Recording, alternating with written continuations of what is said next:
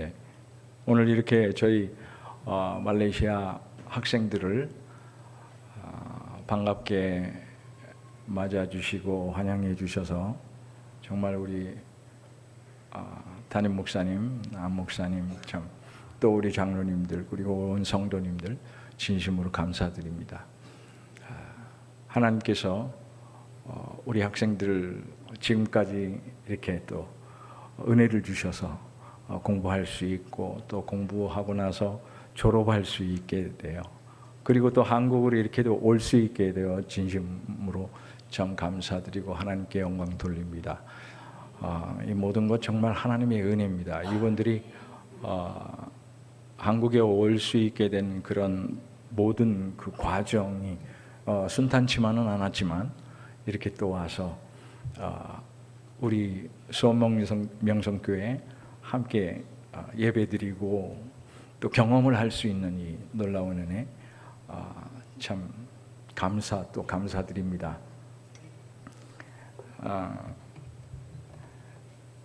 제가 선교 상황을 조금 잠깐 말씀을 드리면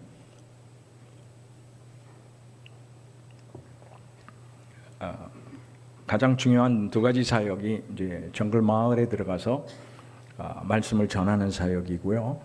그리고 또 우리 신학교 CTC 카리스마 트레이닝 센터에서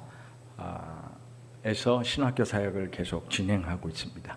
그래서 이분들 말씀드렸지만은 다 직업을 갖고 있는 분들입니다. 어떤 분들은 지금 여기 같이 오신 분들 중에서 대학에서 강의를 하는 대학 교수도 있으시고요. 그리고 학교에서 고등학교 교사도 또 있으시고 특수학교 교사도 있고 또 국민학교 교사도 있고 어떤 분은 해군 출신인데 부부가 해군 출신인데 은퇴를 하고 그리고 퇴역을 했다 그러죠 우리말로. 그렇게 하고 지금 고향으로 돌아가서 고기잡이 하는 분도 있습니다. 예, 아주 다양합니다. 13명이 지금 왔는데 원래 14명이 공부를 하고 졸업을 했습니다. 이런 분들을 하나님께서 사용하신다는 것 참 놀라운 일이죠. 참 다른 말로 표현할 수가 없습니다. 그냥 은혜라는 단어 하나만 얘기할 수밖에 없다 하는 생각이 듭니다. 감사하고 또 마을에 들어가서 사역하는 모든 일들도 참 은혜 가운데 참 잘 진행되고 있습니다. 이분들 중에서 제가 소개를 해드리는 사역은 가장 중요한 사역은 제자훈련 사역입니다. 도시교회 굿진교회라는 교회가 있는데 그 교회에서 제자훈련을 하면서 그 제자훈련을 마친 분들을 다시 또 신학교에 입학을 시키고 계속 공부를 할 수 있도록 기회를 주고 그래서 이분들 중에 여러분들이 그렇게 공부를 하신 분도 있습니다. 하나님께서 원하시는 것이 과연 무엇일까? 성교지에서 여러분 성교지에서 물론 여러분들이 아시다시피 뭐 교회도 짓고 또 여러 가지 사역도 많이 합니다. 그러나 선교지에서 가장 중요한 사역을 제가 꼽는다면 바로 제자를 삼는 사역입니다. 오늘 말씀의 핵심을 그 제자로 삼아라는 말씀으로 드리고 싶은 겁니다. 제가 예수님의 마지막 명령을 이렇게 찾아봤습니다. 그 마지막 명령 마가복음에서는 복음을 전파하라 이렇게 되어 있고요. 누가복음에서는 위로부터 능력으로 입혀질 때까지 이 성에 머물라. 이 마지막 명령이요. 요한복음에서는 내 양을 먹이라 이렇게 되어 있죠. 근데 마태복음에서는요. 예수님께서 그레이트 미션이라고 큰 대사명을 선언하셨는데 그 중에 가장 중요한 너희는 가서 모든 족속으로 제자를 삼아 아버지와 아들과 성령 이름으로 세례를 주고 내가 분부한 모든 것을 가르쳐 지키게 하라 그랬죠. 이 말씀은 핵심적인 말씀입니다. 근데 그 말씀 가운데서도 가장 핵심적인 게 뭐냐면 제자를 삼합니다.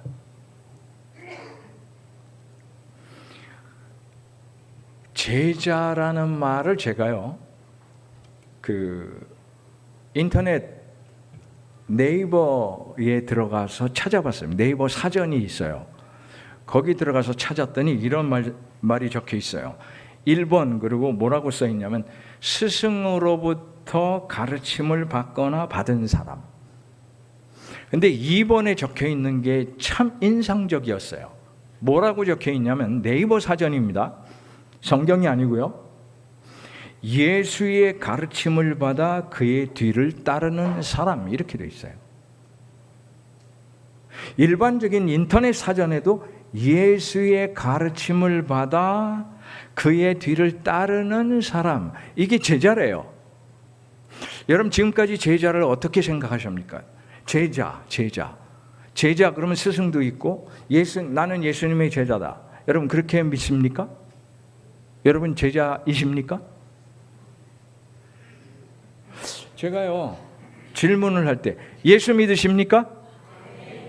그러면 또 묻습니다. 제자이십니까? 근데 헷갈리는 분이 있어요. 예수 믿는데 제자냐 물어보면 내가 제자인가? 하고 다시 되묻는 그런 경우가 많습니다. 여러분 일반적인 사전에도 제자를 예수님과 연결해서 설명을 하는데 오케이, 성경으로 돌아가 봅시다. 성경에서 16절의 말씀은 어떻게 되어 있습니까? 11 제자가 갈릴리에 가서 예수께서 지시하신 산에 이르러.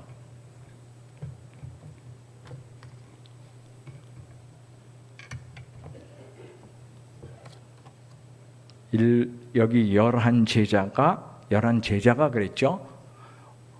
어디에 갔어요? 갈릴리에 가서.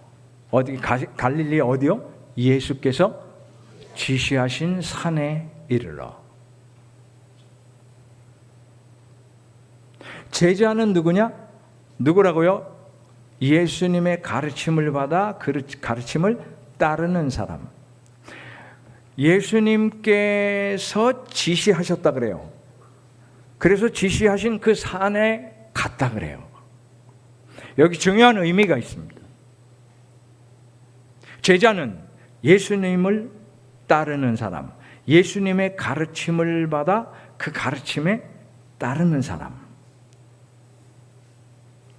여러분 우리 읽진 않았지만 10절을 보시면 이렇게 되어 있어요. 10절 이에 예수께서 이르시되 무서워하지 말라 가서 내 형제들에게 갈릴리로 가라 하라 거기서 나를 보리라 하시니라.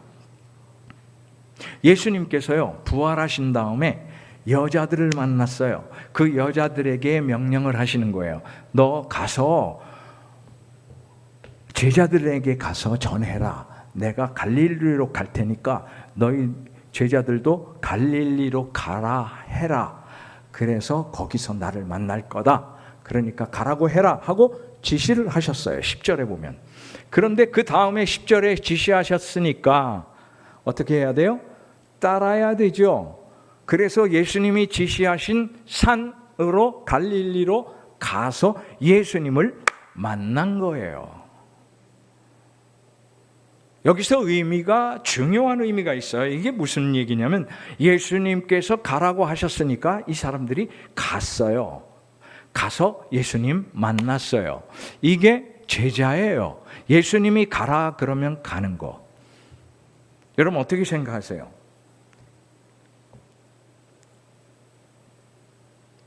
이게 무슨 의미냐면 예수님은 우리에게 말씀을 하시면 그 말씀을 우리가 따라가는 거예요.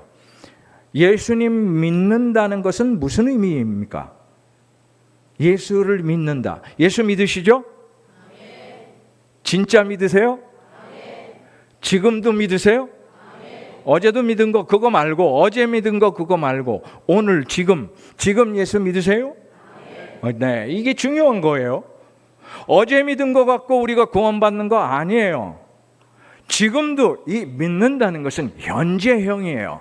어제도 당연히 믿어야 되고, 오늘도 믿어야 되고, 내일도 믿어야 되는 거예요. 예수님을 믿는다는 것은 현재 진행형이기 때문에 어떤 사람은 착각할 수도 있어요. 어제 내가 고백했으니까 지금은 내가 반드시 천국 간다, 아무렇게나 살아도 된다, 이렇게 착각하고 사는 사람들 많아요. 예수 믿는 건 절대 그런 게 아니죠. 예수 믿는 거는 반드시 지금 현재형으로, 어제도 내가 주님을 고백했어요.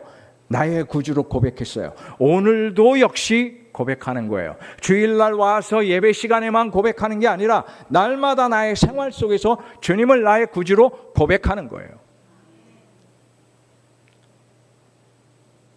예수를 믿는 자들의 삶이 뭐냐 그러면, 매일매일의 삶이 뭐냐? 매일매일 예수님의 말씀을 따라가는 사람이에요. 예수님의 말씀을 따르는 자, 그 사람이 믿는 자예요. 그 사람이 예수님의 제자예요. 따로따로 구분해서 생각하시면 안 돼요. 성경을 읽어보면 예수님이 12명의 제자들을 선택하죠. 마태복음 10장에 보면요. 그래서 저들을 훈련시키셨는데, 요즘처럼 무슨 성경 공부를 한 것도 아니고 제자훈련 프로그램을 한 것도 아닙니다. 저들이 예수님과 함께 살았어요. 그냥 예수님과 함께 먹고 마시고, 예수님이 가면 따라가고, 가르치면 듣고, 무언가 시키면 하고, 가라면 가고, 오라면 오고, 예수님과 같이 살았어요. 예수님의 공적인 사역 시작할 때부터 돌아가실 때까지 함께 했어요. 이게 무슨 의미입니까? 삶이 바뀌었다는 거예요. 가치관이 변했다는 걸 말하고 있어요. 물론 아직 변하지 않은 자도 있다 그래요. 17절에 보면은 예수를 배웠고 경배하나 아직도 의심하는 사람들이 있더라 그랬어요. 아직도 예수님의 제자들 중에 아직도 예수님이 부활하셨는데도 아직도 의심하는 자가 있더라. 누구예요? 아시죠? 도마. 이 제자들을 향하여 예수님께서 말씀하시는 거예요.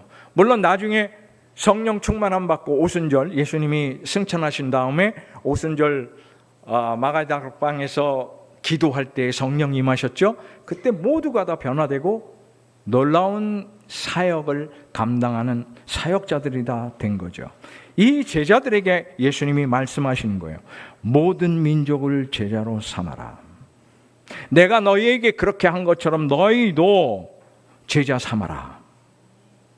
제자로 삼아라. 어떻게 제자 삼아요? 여러분 제자이십니까? 다시 묻습니다. 여러분 제자이십니까? 네. 이 제자들을 향하여 예수님이 뭘 말씀하세요? 가서 제자 삼아라. 누구를? 이제 제가 말씀드리려고 그러는 거예요. 어떻게 제자를 삼는가? 첫 번째가 가서라 그랬죠. 여러분 너무 많이 이 말씀 들었어요. 선교사 아마 올 때마다 아마 이거 갖고 설교할지 몰라요. 오케이, 좋아요. 또 들으세요. 옛날에 들은 설교 다 잊어버리시죠? 네, 또 들으셔도 돼요. 가는 것, 너희는 가서 제자 삼으려면요, 가는 게 먼저입니다. 가는 게 먼저인데 가려면 무엇부터 해야죠? 여러분 여행 갈 때 뭐부터 해요? 네? 준비. 뭐 준비하세요? 옷도 준비해야 되고 뭐 신발도 준비해야 되고 모자도 준비해야 되고 선글라스도 준비해야 되고 다 준비해야 되죠. 근데요, 가장 중요한 게 있어요. 가려면 떠나야 되는 겁니다. 떠나지 않고 갈 수 있어요? 떠나야 되는 거예요. 이게 참 중요한 의미가 있어요. 창세기 12장 1절 보면요, 하나님께서 아브라함을 우상의 땅에서 빼내십니다. 그리고 말씀하시죠. 너는 너의 고향과 친척과 아버지 집을 떠나. 먼저 떠나래요. 내가 내게 보여줄 땅으로 가라. 여기서 중요한 두 가지 동사가 있어요. 떠나, 가라. 어디서 떠나요? 너의 본토 친척 아비 집을 떠나래요. 그리고 아직 목적지도 없어요. 보여준 땅이 아니고 보여줄 땅으로 가라 그랬어요. 근데 무조건 떠나래요. 우리가 여행을 가려면 목적지를 정해놓고 어디로 간다 하고 티켓을 딱 끊고 거기 갈 티켓을 끊고 그리고 짐 싸갖고 가는 거잖아요. 어딘지 알고 가잖아요. 그런데 지금 아브라함에게는 하나님께서 어딘지 알려주지도 않고 무조건 가라요. 여기서 가기 전에 중요한 부분이 떠나는 거예요. 떠나라, 떠나라, 떠나라. 떠난다는 건 단순히 집을 옮기고 짐을 싸서 이사 가는 게 아니고요. 장소의 이동을 말하는 게 아니고요. 여기서 떠난다는 것은 자신이 갖고 있는 모든 것을 다 내려놔라는 말이에요. 가치관, 기득권, 옛날 걸 내려놓고 내가 원하는 길에서 안주하지 말고 돌이켜서 하나님이 원하는 길로 가라. 기득권 포기해라. 그리고 십자가를 져라. 그리고 가라. 내가 이제 앞으로 너에게 열려줄게. 어디든지. 제자를 삼으려면요, 먼저 제자가 되어야 되는 거예요. 제자가 된다는 것은 내 기득권 포기하고 옛날 습관, 옛날 생각, 옛날 경험, 옛날의 지식, 나의 수단과 방법 다 내려놓고 예수님을 따라가는 거예요. 예수님이 이리 와라 그러면 네, 가겠습니다. 예수님을 따라가는 거예요. 예수님이 너 거기 있어 그럼 네, 알겠습니다. 있는 거예요.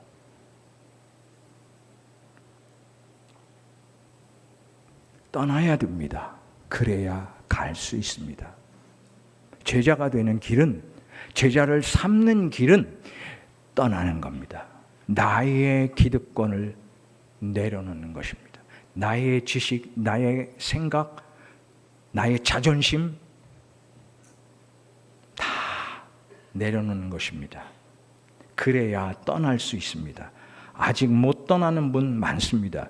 제자는 됐는데 아직 뭐가 미진해. 아직 100% 제자가 못 됐어요. 정말 진심으로 하나님 앞에서 여러분이 예수를 믿는다면, 믿는 거는 제자 된다고 그랬어요. 믿는 것은 반드시 예수님을 따라가는 겁니다. 예수님을 따르려면 내가 내 것을 포기할 줄 알아야 됩니다. 내가 지금 갖고 있는 건 내 것이 아니에요. 내가 갖고 있는 돈은 내 돈이 아니에요. 내가 갖고 있는 재산 내 재산이 아니에요. 내가 갖고 있는 위치, 권세, 명예 내 것이 아니에요. 그거를 내려놔야 돼요. 그리고 예수님을 따라가는 거예요. 그럼 두 번째, 누구를 제자 삼느냐? 이건 다른 말로 얘기하면 어디로 가야 되느냐? 가라 그랬으니까 어디로 가야 되느냐? 누구를 제자 삼느냐? 19절에 그랬죠? 모든 민족을 제자로 삼아라. 모든 민족. 개역 성경에는, 원래 개역 성경에는 족속으로 돼 있죠. 모든 족속으로 제자로 삼아. 족속은 나라나 국가가 아니죠. 한국, 말레이시아 아니죠. 미국 아프리카 어느 나라? 아니요. 족속이에요. 종족이에요. 이거는 그 원어로 무슨 뜻이냐면 인종적인, 문화적인 종족 집단이에요. people group이라 그래요. 그럼 이스라엘 민족만, 히브리 민족만인가요? 아니죠. 그렇다고 우리 한민족만은 아니죠. 모든 민족. 근데 하나님께서 왜 이스라엘 유대민족을 택하셨을까? 그 이유가 있어요. 그 이유는 그들을 도구로 삼아서 이방민족을 구원시키기 위해서 그랬어요. 그런데 유대민족의 문제 왜 망한 줄 아세요? 여러분, 유대민족이 지금 이스라엘 땅에 있는 그 유대인들 자기네들이 선민이라고 생각하는데 선민, 선택받은 민족? 착각이에요, 그거는요. 원래 유대민족 하나님이 택한 히브리 민족이요. 그 민족이 왜 망했는지 여러분 아셔야 돼요. 지금 유대인들도 그걸 몰라요. 무슨 얘기냐면 나만이, 우리만이, 우리 민족만이 하나님께 선택받은 민족이다라는 자부심이 넘어서 이건 뭐예요? 특권의식에 사로잡힌 거예요. 그러니까 다른 민족은 다 개, 돼지 취급하고 자기 민족만, 유대인 자기들만 선민이라고 깨끗한 족속이라고 생각하고 다 다른 민족은 더러운 백성이라고 생각하는 그 관념 때문에 하나님께서 유대인들을 완전히 해체시켜버린 거예요. 망하게 한 거예요. 여러분, 이 잘못된 특권의식에 빠져서 멸망받은 나라, 유대인, 지금 이스라엘 아니에요. 하나님은 모든 민족이 구원받기를 원하십니다. 모든 민족이.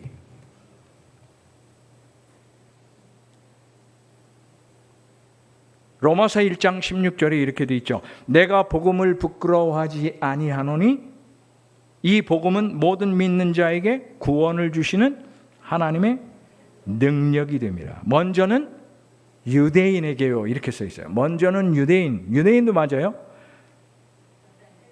그리고 헬라인에게로다. 헬라인이 누구예요? 그리스 사람. 그 당시에 헬라인이 뭐냐면 이방인의 대표적인 민족. 그러니까 유대인만 구원이 아니라 사도 바울은 미리 알았어요. 이미 알았어요. 사도 바울이 이걸 깨뜨리기 위해서 얘기하는 거예요. 유대인들 하나님이 택하셨다. 그건 맞아.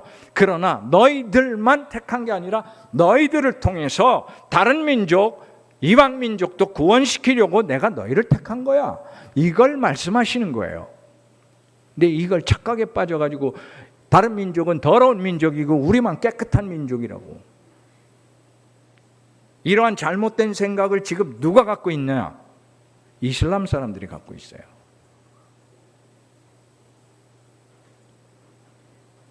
이건 분명히 깨질 겁니다. 그리스도인은 세계인입니다. 세계인은 한 가족이에요. 온 인류가 하나님의 자녀예요. 우리 민족만 사랑한다는 것도 문제예요. 대한민국만 특별히 사랑하시는 하나님이 아니에요. 모든 민족을 사랑하시는 하나님. 그래서 우리가 열방을 향하여 문을 열고 나아가는 거예요. 그래서 그들을 향하여 복음을 전하는 거예요. 그게 이유예요. 그게 선교의 이유예요. 모든 민족에게 가야 됩니다. 제자상으로. 한 가지 더 말씀드릴게요. 그러면 무엇으로 제자를 삼을까요? 두 가지였습니다. 하나는 세례를 베풀고 또 하나는 가르쳐 지키게 하라. 두 가지예요. 세례를 베푼 거, 거듭남의 표시죠. 여러분, 세례의 의미가 무엇입니까? 뭐 다 아시지만 이전에 나는 죽고 예수님 안에서 내가 새로 다시 태어났다는 의미예요. 그래서 세례식에 내가 참석하면서 이렇게 세례 머리에다가 물을 뿌리는 거죠. 근데 이거는 조금 약식이잖아요. 사실은 뭐 의미가 중요하니까 내가 이 물에 잠겼다가 다시 죽을 만큼 죽었다가 다시 살아났다는 것을 상징적으로 표현하기 위해서 세례를 주는 거예요. 우리 꾸칭에서는요, 세례식 아예 옆에 이만한 탕이 있어요. 강대상 옆에. 그래가지고 거기다 푹 담궜다가 그리고 끄집어내요. 여기까지 다 담궈요. 담궜다가 끄집어내요. 그리고 옷도 자기가 바꿔서 입을 옷을 갖고 와요. 그래서 옷 입고 들어가니까 옷 입고 들어갔다가 끄집어내요. 그렇게 하면 이 사람들은 성이 안 차요. 그 깜뽕 들어가면요, 저 이제 마을 들어가면 그런 강이 없잖아요. 그러면은 이 큰 이렇게 바라에다가 물을 이만큼 채워놓고 거기다가 푹 담갔다가 끄집어내고, 어떤 때는요 물을 떠다가 물을 바켓으로 이만큼 떠다가 위에서부터 그냥 부어요. 그러면 완전히 젖게 만들어요. 그래야 뭔가 성이 차는 것 같아요, 이 사람들은요. 어쨌든 뭐 이래나 저래나 세례를 하는 형식은 달라도 구원에 관한 이유는 분명히 우리가 다시 한번 생각할 수 있게 만드는 거예요. 세례를 베푼다. 우리나라에서는 침례교가 이렇게 푹 담갔다가 꺼내죠. 근데 그렇게 담갔다 꺼내는 거는 좋은데 약간의 의미를 거기에다가 인간적인 의미를 부여하면 이게 문제가 생겨요. 그 사람들은 이렇게 세례해 주는 거를 인정을 또 안 해요. 그 사람들은 이렇게 세례 받으면 다시 받으라 그래요. 자기네 교회 오면은. 굳이 그럴 이유가 있겠어요? 어쨌든 세례를 베푸는 것이 제자 삼는데 아주 중요한 부분이에요. 예수님으로 말미암아 내가 죽은 내가 다시 살아났다는 것을 의미하기 때문에, 또 하나는 가르쳐 지키게 하라. 여러분, 양육을 얘기합니다. 양육, 가르쳐 지키게 하라. 제자 훈련으로 할 수도 있어요. 예수님의 방법 똑같이 할 수는 없지만 어떻게 예수님처럼 똑같이 내가 같이 데리고 다니면서 3년을 살겠어요? 그렇게는 못하죠. 그러나 지속적인 만남으로 양육하는 데 가장 중요한 건 뭐냐? 말씀을 가르치는 거고요. 이 양육의 목적이 이 세 가지입니다. 말씀을 가르치는 것, 말씀이 생활 속에 적용되게 하는 것, 그리고 또 하나는 예수님의 제자가 되게 하는 겁니다. 사람의 제자가 아니에요. 목사의 제자가 아니고요. 선교사의 제자가 아니고 예수님의 제자가 되도록 만드는 것. 이게 양육의 목적이에요. 현지 교회 직분자들 맨 처음에 만났을 때 이분들이요, 예수를 믿고 교회 일을 하지만 말씀을 바로 알지 못하고 자신의 생각대로 살았어요. 그래서 이들에게 필요한 게 도대체 뭘까 하고 열심으로 만나서 이야기를 나누는 가운데 이들에게 필요한 게 말씀이었구나 하는 걸 제가 깨달았어요. 그리고는 이들을 제자 훈련을 하기 시작했죠. 그래서 제자 훈련의 결과로 우리 여기 있는 학생들 중에 몇 명은 이제 신학교에 와서 또 졸업도 하게 되고, 그리고 우리 여기 온 우리 도널드 장로라고 있어요. 이름이 도널드예요. 그 도널드가 저의 동역자가 돼서 정글 마을에 들어갈 때 저와 함께 들어가고, 그리고 신학교에서 교무과장으로 일을 하면서 같이 귀한 사역을 하고 있고, 이제는 저보다 오히려 훨씬 더 능력을 갖추어서요, 신학교도 잘 운영을 할 수 있는 능력이 있고, 정글 마을에 들어가서 말씀을 사역하는데도, 말씀 전하는데도 저보다 훨씬 더 말씀을 잘 전해요. IT 산업의 간부 직원이기 때문에 컴퓨터도 잘 다루고요. 그리고 모든 그 소프트웨어도 잘 하고 있어요. 너무나도 귀한 일꾼이죠. 부인과 같이 저희가 일주일마다 한 번씩 계속 정글 마을에 들어가고 있어요. 제자 훈련을 통해서 하나님께서 세우시는 일들이 계속 일어나고 있는 겁니다. 여러분, 말씀을 맺겠습니다. 예수님이 제자들을 모으셨습니다. 나를 따라오너라 말씀하셨죠. 그리고 훈련시키셨어요. 거의 3년 동안. 그리고 그들을 보내셨어요. 가라, 모든 민족을 제자로 삼아라. 결론적으로 두 가지만 말씀드릴게요. 하나는 모이는 게 먼저다, 이겁니다. 모이는 것이 먼저다. 어떻게 모여요? 제자로서, 예수를 믿으면 제자로서 나의 기득권 내려놓고 세상적인 가치와 생각과 경험 다 내려놓고 그건 전부 다 사도 바울처럼 분뇨와 같이 버린다 그랬어요. 배설물과 같이 버렸다 그랬어요. 자기의 그 알량한 지식 그리고 위치, 가말리엘 문화의 문화생으로서 그 당시 최고의 석학이었던 자기가 그 자체에 버렸다 그랬어요. 그것도 버리고 다 내려놓고 예수님의 제자라면 다 내려놓고 모여야 됩니다. 모여서 뭐해요?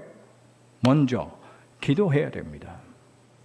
기도밖에 없습니다. 그리고 말씀으로 훈련받아야 됩니다. 예수님이 승천하신 후에 12제자 120명의 무리들이 함께 모였습니다. 왜 모였습니까? 기도하러 모였습니다. 기도할 때 성령님이 임했습니다. 그들은 성령 충만 받았습니다. 그리고 사도의 설교를 들었습니다. 가르침을 받았습니다. 잘 모여야 됩니다. 여러분, 모이는 것이 먼저. 예배에 모이고 성경 공부 시간에 모이고 제자 훈련 시간에 모이고 모여야 됩니다. 교제가 있어야 됩니다. 물론 음식 나누는 것도 좋죠. 그러나 그곳에는 항상 말씀과 기도가 있어야 합니다. 말씀과 기도가 우선입니다. 그거 없이 그냥 좋아서 모이는 거, 그건 아닙니다. 그건 성경에서 말하는 교제가 아닙니다. 교제, 성경이 말하는 교제, 코이노니아는 반드시 그 가운데 기도와 말씀이 있어야 됩니다. 말씀을 듣고 기도하는 거, 말씀 듣지 않으면 영원히 죽습니다. 기도하지 않으면 우리가 영적으로 힘을 잃어버립니다. 기도와 말씀이 없으면 반드시 죽게 되어 있습니다. 정말 여러분 살기를 원하십니까? 기도와 말씀을 붙드셔야 됩니다. 또 하나는 가야 됩니다.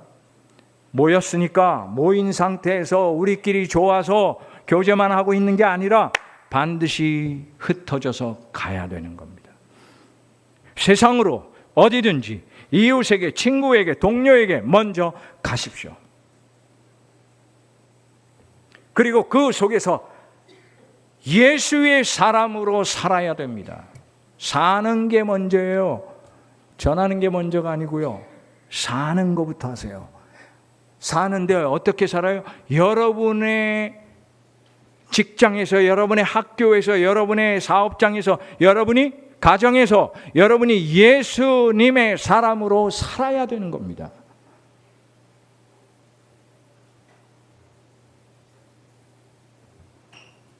예수님의 냄새가 나야 된다는 얘기예요. 여러분, 지금 여러분에게서 무슨 냄새가 나고 있습니까? 여러분, 향수 냄새 풍기는 분들, 저도 아침에 향수 뿌리고 왔습니다. 왜 향수를 뿌리죠? 좋은 냄새 나라고, 나에게서. 근데 그 냄새는 나만 좋은 게 아니라 나와 만나는 사람들이 기분 좋게 하려고 향수를 뿌리죠. 그렇죠? 그런데 예수님의 냄새가 나야 된다는 거예요. 예수님의 냄새는 기분만 좋게 하는 게 아니라 예수님의 냄새는 사람을 살리고 죽게 하는 거예요. 살리는 냄새예요. 내가 어디를 가든지 나를 통하여 예수님의 냄새가 날 때에 그 사람들이 도대체 이게 무슨 냄새냐고 물어보아요. 그때 이게 바로 예수의 냄새다라고 얘기해 주는 그게 바로 전도예요. 전도를 내가 그냥 인상 쓰고 매일 다니면서 욕이나 하고 그냥 뭐 거친 말이나 하고 신경질 내고 막 짜증 내고 그런 사람이 어떻게 복음을 전하겠어요? 예수의 냄새라는 게 도대체 뭐예요? 다른 사람을 살리는 냄새예요.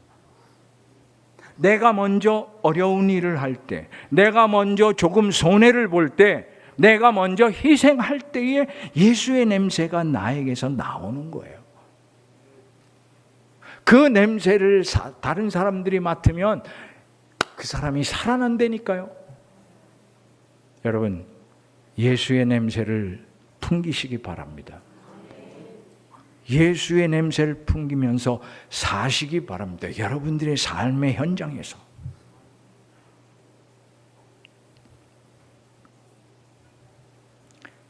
너희는 가서 모든 민족을 제자로 삼아 다른 사람을 제자로 삼기 전에 먼저 제자가 되십시오.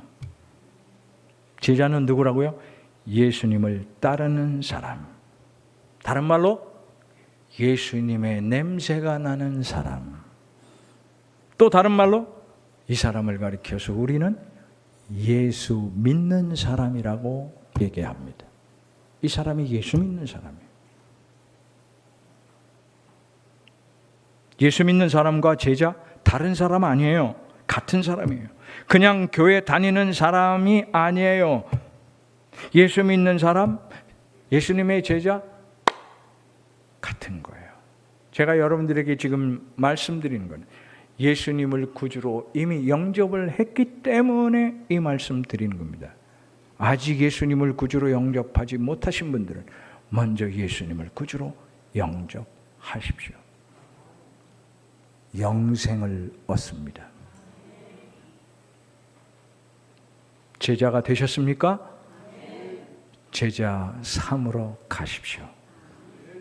모든 민족 안에 우리 민족도 포함됩니다. 우리 가족, 우리 형제, 우리 이웃 향하여 가는 것이 전도입니다. 그리고 다른 민족을 향하여 가는 겁니다. 말레이시아를 향하여,